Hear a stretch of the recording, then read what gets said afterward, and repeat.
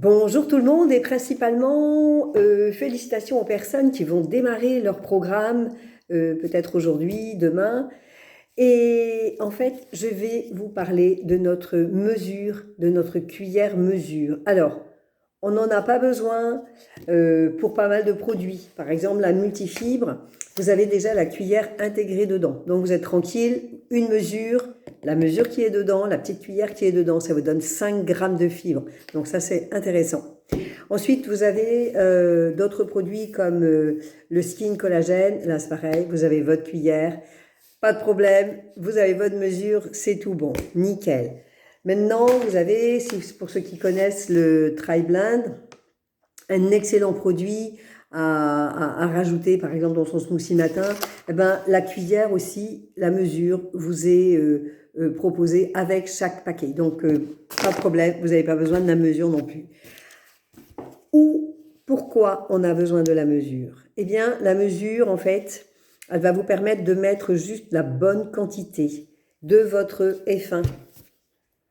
Peu importe le parfum, il nous faut toujours, vous voyez, vous avez dans le côté grand de la cuillère, vous avez deux cups, on appelle ça des cups. Vous avez le grand côté et un peu plus petit. Et ça alors, ça va vous servir, là, surtout le grand côté, c'est pour mesurer votre F1.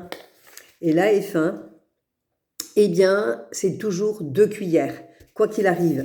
On met toujours 2 mesures de F1, c'est votre base de shake, c'est votre base de smoothie. Donc, le grand côté, d'accord? Maintenant, ah zut, j'ai oublié de prendre le petit pot de Formule 3. Pour ceux qui mettent de la Formule 3, on va utiliser le côté qui est derrière, donc un peu plus petit.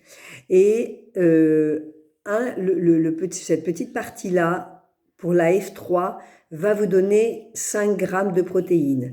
Donc, votre coach, ou moi-même, si c'est moi votre coach, je vous ai dit de combien de mesures vous aviez besoin, puisque c'est personnalisable en fait à souhait. C'est selon votre objectif de perte de poids, d'accord?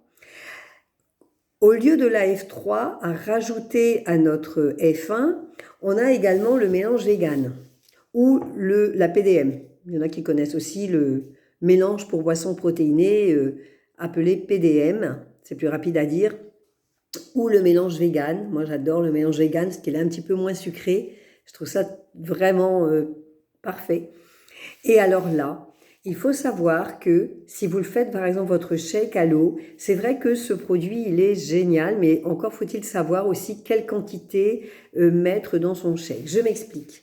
Si vous faites votre shake au lait, soit lait de vache ou lait de soja, qui ont les mêmes propriétés, en dehors du fait que l'un soit animal et l'autre soit végétal, mais sinon, les deux ont à peu près 4 à 8 grammes de protéines pour 100 grammes. 4 grammes de protéines pour 100 millilitres, excusez-moi, 100 millilitres de lait. Alors que si vous utilisez un autre lait végétal, c'est très bien aussi, mais il faut savoir que vous n'avez pas du tout de protéines. C'est comme si vous mettiez de l'eau, d'accord? En dehors du fait que le goût est peut-être meilleur. Et du coup, il faudra rajouter, si jamais vous faites avec de l'eau, il faut en fait transformer votre eau en lait pour qu'il ait suffisamment de protéines déjà d'avance avant de mettre votre F1. Et là, alors, la portion recommandée, qui est de 2 mesures, aussi le grand côté, c'est 2 mesures, et ça va vous donner 15 grammes de protéines. Donc, ça sera aussi super intéressant.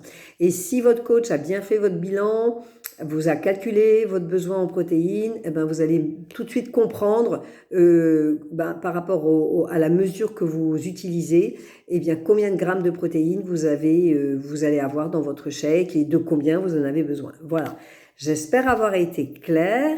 Si jamais il y a quelque chose que j'ai mal dit, vous me mettez un petit message parce que des fois ma langue elle peut fourcher, j'ai aucune note.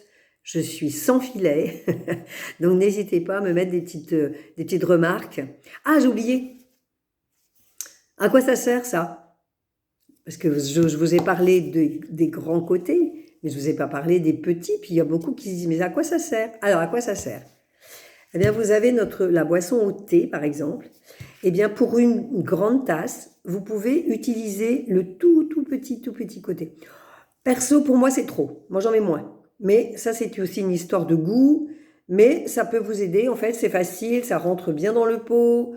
Après, vous dosez, vous mettez plein ou pas plein. Ça, c'est vous qui voyez. Et puis, l'autre partie un petit peu plus importante, eh bien, ça va être pour faire votre thé dans un litre, par exemple. Donc, vous allez avoir aussi la mesure qui est un petit peu plus importante. Donc, voilà, vous savez tout sur la cuillère mesure. N'hésitez pas à mettre en commentaire si cette vidéo vous a bien servi, ou bien si vous avez rien compris, ou bien si vous avez encore une question.